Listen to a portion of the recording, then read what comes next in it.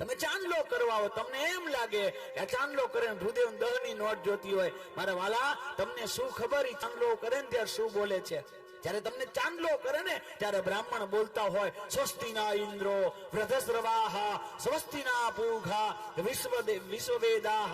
બ્રાહ્મણ ચાંદલો કરીને એમ કે હે ઇન્દ્ર નારાયણ ભગવાન, હે ભૂખાદેવ, આહા, હું જે જપ કરું છું, સવારે સંધ્યા કરું છું, હું જે કઈ પૂજા કરું છું, હું સદમાર્ગે છું, હું વ્રત કરું છું, જપ કરું છું, મારા નિયમમાં રહું છું, મારું તપ કરું, એમાં મારા પરિવાર માટે મારે કાંઈ જોતું નથી. ઈ પુણ્યનું ફળ કેવલ હું જે કપાળે ચાંદલો કરું ને, હે નારાયણ તું એનું કલ્યાણ કર, એનું કલ્યાણ કર, એનું કલ્યાણ કર.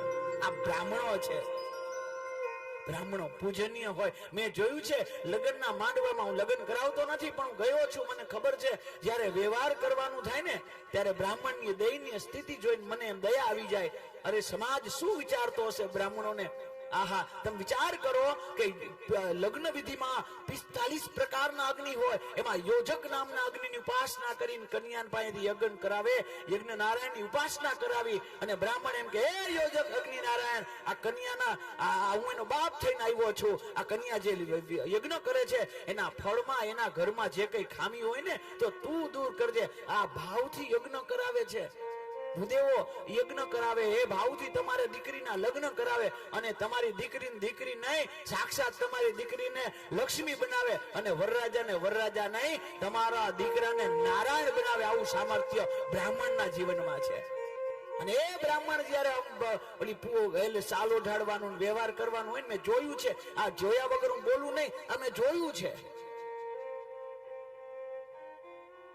ત્યારે ઓલો દેવાવાળો કોઈક બીજો હોય, કરધણીને એમ થાય કે ભૂદેવને હું કઈક દઉં, એમાં ભૂલમાં ભૂદેવને 11,000 રૂપિયા કાઢે તો એને તો કાંઈ નહીં, પણ બીજાના બાજુમાં બેઠા એને તકલીફ પડે. આમ પગ દબાવે, રેવા દે. નહીં, આપણે ભૂદેવને 1000 દેવાના હોય.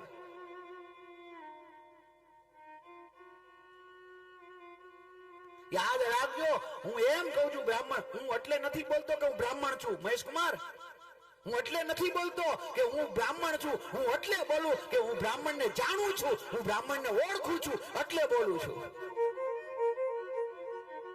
મારા વાલા, ભાગ્યમાં ન હોય ને એ વસ્તુ બ્રાહ્મણો આપી શકે, એની સામર્થ્ય છે, એની તાકાત છે. અરે 3 લોકના અધિપતિને સોપારીમાં એમ કે ભગવતે વિષ્ણવે નમઃ વિષ્ણુમાં આવ્યામી બોલે ને તો બ્રાહ્મણના વેદ મંત્રથી 3 લોકના નાથને ખોપારીમાં આવીને બેહવું પડે. એ સામર્થ્ય બ્રાહ્મણનું છે મારા વાલા, એ ભૂદેવોનું સામર્થ્ય છે. આ બ્રાહ્મણો રાજી રહેવા જોઈએ. આ બ્રાહ્મણો ખાલી કેવલમ પૈસાથી રાજી નથી થતા, એ તમારી માનસિકતા છે. બ્રાહ્મણોનો આપણે એવો અધિકાર નથી કોઈ બ્રાહ્મણને તમે આટલા વાગે આવી જાજો પૂજા કરવા, આટલા વાગે આવી જાજો, આટલા વાગે કેમ મોડા આવ્યા કહેવાનું નહીં. બ્રાહ્મણનું સન્માન હોવું જોઈએ, એની મરજી પ્રમાણે, એની ઈચ્છા પ્રમાણે જેટલી પૂજા એ કરાવે એટલી જ કરવાની. યાદ રાખજો, બાકી બધાને આપણે બીજા બધાને કદાચ આપણે બોલાવી તો એ કારીગર, એ માણસ ને એ બધું હોઈ શકે. આ બ્રાહ્મણ કોઈ પુરુષ નથી, સાક્ષાત ભગવાન જ તમારા ઘરે ભગવાન બનીને ભગવાનની પૂજા કરાવે છે. ભગવાનને ઓર્ડર ન હોવો જોઈએ મારા વાલા, એની પૂજા હોવી જોઈએ. ઘણા તો બોલતા હોય યજમાન કેમ મોડું થઈ ગયું, આમ નહીં તેમ, તો કોઈ આશીર્વાદ નહીં મળે તમને. આશીર્વાદ જોતા હોય તો એ નમન હોવું જ જોઈએ, એના પ્રત્યે શ્રદ્ધા હોવી જ જોઈએ, એના પ્રત્યે વિશ્વાસ હોવો જ જોઈએ. એક વખત એવી રીતે પ્રણામ કરજો, અવગુણ ન જોતા.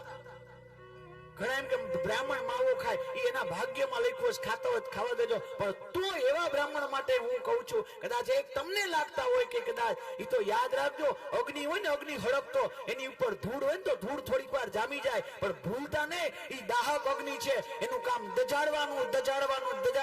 એ ભૂલ પણ ન કરતા કે એને તમે એમ ન માનતા આ ધૂળ છે, કદાચ કોઈ વ્યસનની ધૂળ આવી ગઈ, પણ સમજી લેજો આજ અગ્નિ છે, આ બ્રાહ્મણ છે, તેજ છે.